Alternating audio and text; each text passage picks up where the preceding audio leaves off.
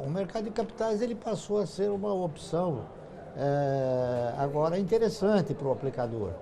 E ainda, no meu modo de interpretar, não há uma definição, não se formou um conceito assim, pragmático com relação ao risco em se aplicar em ações, né?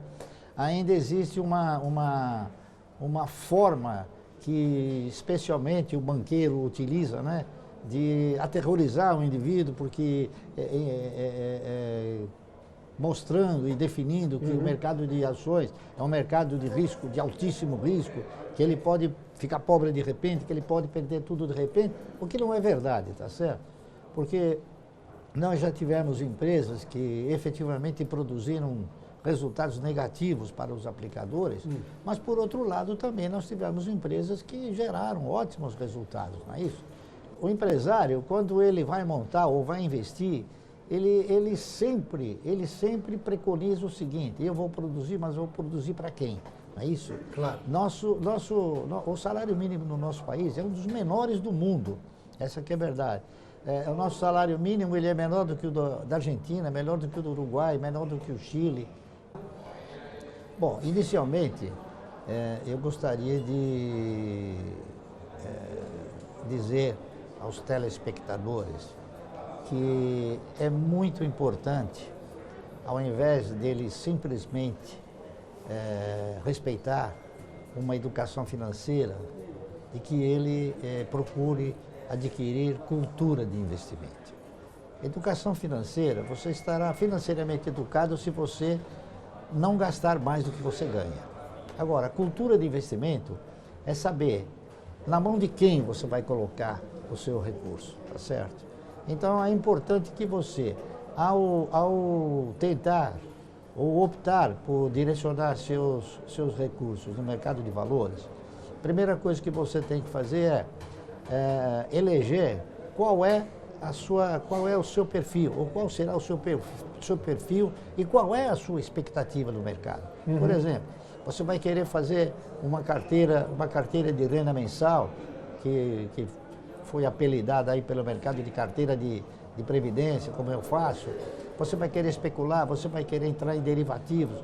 Então, cada um desses elementos que você eventualmente eleger, a primeira coisa que você vai ter que fazer é isso. É você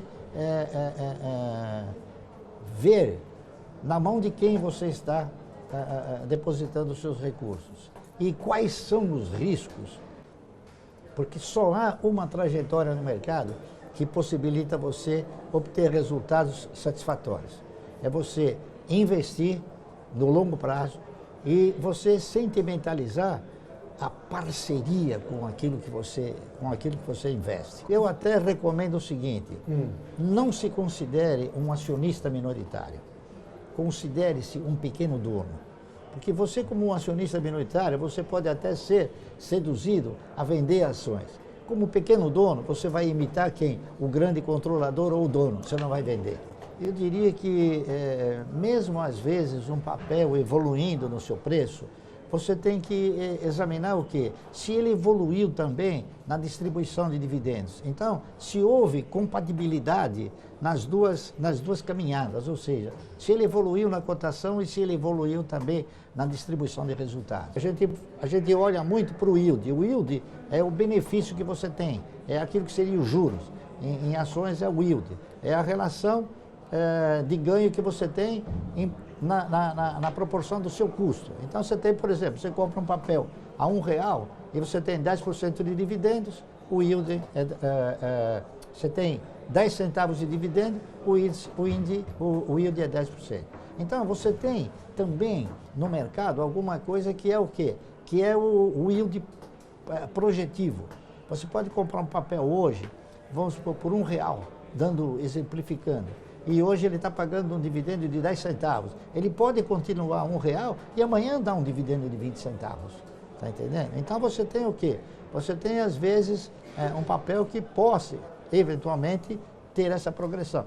Este é o pensamento que deve pairar sobre o indivíduo que ingressa no mercado de ações. E eu cheguei na conclusão que, ao longo do tempo, a Previdência ela seria uma previdência insustentável. Ainda por quê? Porque o cidadão que se aposentava como um profissional qualquer de uma empresa privada, ele iria ter o quê? Ele ia ter uma previdência. O que é a previdência? A previdência é a estrutura que provém a sua necessidade de existência, tá certo? Ela é uma provedora de recursos. E eu verifiquei que naquela ocasião já, o cidadão que se aposentava como funcionário público, ele não se aposentava. Ele ganhava, ele continuava ganhando seu salário. Então eu cheguei numa conclusão que a Previdência, naquela etapa, ela já ostentava duas posições. A posição de Previdência e a posição de empregador. Tá certo? Sim, claro. Então eu tentei fazer o seguinte, eu tentei criar uma Previdência sustentável. Tá certo? E essa Previdência sustentável, eu consegui vislumbrá-la através do quê? Através de copiar os grandes controladores, tá certo? Que eles sempre teriam, através da participação nos lucros, através das ações, eles sempre teriam uma renda mensal. Uma renda mensal e muitas vezes, né, progressiva, tá certo? Então eu fiz o seguinte, eu me aproximei dessa cultura. Eu falei, bom, a única maneira que eu tenho de conseguir uma previdência sustentável é eu me tornar um pequeno dono de grandes negócios, de grandes projetos. E assim eu fiz. Eu sempre procurei determinar o seguinte, já naquela ocasião, eu procurava adquirir ações de empresas que estavam em atividades perenes. Então, além dessa perenidade, você tem que enxergar o seguinte, a sustentabilidade, não é isso? Porque não adianta você ter setores perenes e as empresas não serem perenes no setor. Então você tem que buscá-las, tá certo? Então, dentro dos setores, você tem que examinar quais são as melhores. E é o que eu procuro fazer, é o que eu faço desde 1972. Então, eu fiz um trabalho naquela ocasião, já pensando não na futurologia, mas já pensando numa renda mensal progressiva ao longo do tempo e crescente.